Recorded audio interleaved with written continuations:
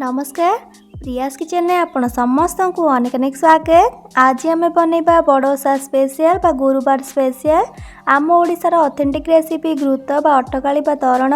ये अटकाली खाइबा अति स्वादिष्ट लगी थाए। आ सहित बनइबा बहुत सहज कम समय बनी जाए थाए। तेबे चलंतु डेरी न करी आज रेसिपी को स्टार्ट करिबा।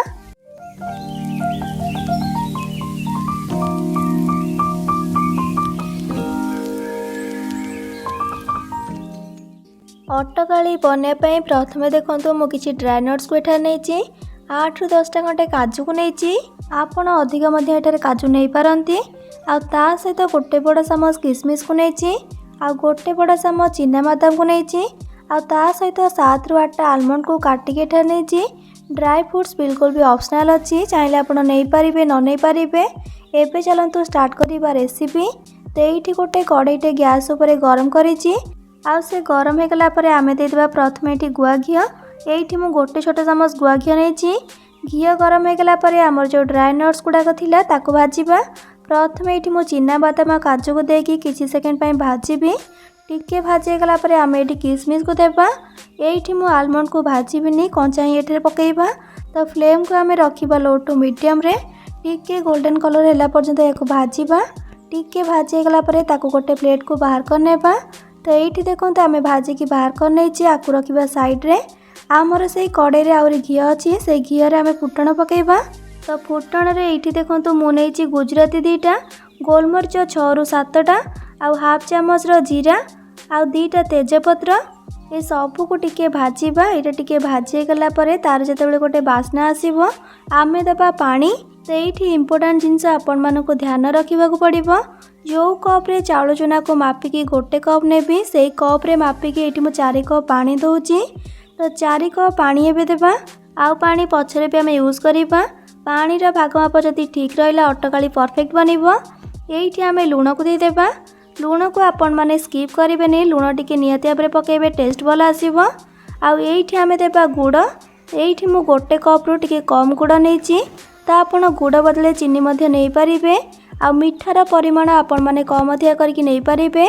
गुड़ देले अटकाली रो कलर बहुत बढ़िया आसताए। आउ एबे देबा सेतिरे 2 इंच पाखापाखी अदा छेचा। आउ ता सहित एठी देखंतु गोटे मीडियम साइज रो नड़िया को किछि कोरेकी नैची आउ किछि स्लाइस करके काटिची आउ किछि छोट छोट पीसेस रे काटिची ताको एबे एथिरे दे देबा। आउ सबु को भला भाबरे मिसई देबा। आ फ्लेम को हाई करिबा। हाई फ्लेम रे सबु को ना 2 ରୁ 3 मिनिट खंडे आमे फुटिबा को छाड़ीबा। आउ सेई भितरे आमे अलगा प्रिपरेशन करिबा।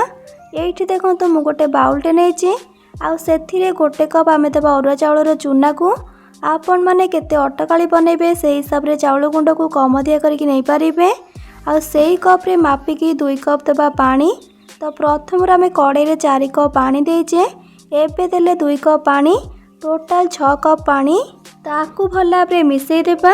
एठी मु आपण मानकू गोटे कथा कहि रखुची एठी मु घर तैयारी चाउल चूना नहीं आपन चाहे मार्केट रे मिलुथिबा चाउल चूना मध्य नहीं पारिबे। तो ये आमर भला भाबरे एटा मिसी गला आकु रखिबा साइड रे। आउ एपटे देखंतु आमर गुड़ पानी रे जो आमे नड़िया अदा सब को पकेइथिले से भला भाबरे फुटी गलानी। एबे आमे गोली रखिथिबा चाउल चूना को पानी सहित आनिकी एथिरे ऐड कर देबा। तो अल्प अल्प टिके टिके देकी आमे आकु मिक्स करिबा। एमती जदि आपण माने चाउल चूना सहित पानी देकी मिक्स करेंगे तापर एथिरे पकेबे आपणकर अटकाली बिल्कुल भी गोटा बांधिबनी बा लम्स हेबनी। तो यही भाव में आपण माने याको भल भाव में मिसई दिंतु। फ्लेम को आपण माने एई समय मीडियम टू हाई रे रखंतु। को आपण माने कंटिन्यूअसली एमती मिसेबे। आ जेते बेले आपण माने मिसई मिसई जिबे या सेते बेले बहलिया हिजिबो। तो देखंतु एटा बहलिया ही आसलानी। कलर भी देखंतु केते परफेक्ट आसीची जेहेतु आमे गुड़ यूज करिचे। तो यही भाव में आपण माने याको मिसई मिसई कि 8 ରୁ 10 मिनिट भावे भल भाव में फुटई नियंतु। ये जेते सिजिबो सेते टेस्ट लागिबो। एबे आमे एथिरे सेई कप रे मापिकी गोटे कप सिझा क्षीर को दे देबा। एटा बिल्कुल भी ऑप्शनल अच्छी आपण चाहे दे पारिबे नहीं तो टोटल स्किप मध्य करि पारिबे। तो क्षीर को दे साला परे फ्लेम को मीडियम रे रखंतु। आ एको भल भाव में मिसई दियंतु। सबु बेले आपण माने अटकाली को मीडियम फ्लेम रे फुटांतु कहीं ना अटकाली बहुत जल्दी तळु लगी जाय थाए। तो कंटिन्यूअसली याको मिसांतु। एठी आपण माने ध्यान रखंतु आमे गोटे कप चाउल चूना पाई 6 कप पानी यूज कले आउ गोटे कप क्षीर यूज कले टोटाल 7 कप क्षीर आ पानी आम यूज कले।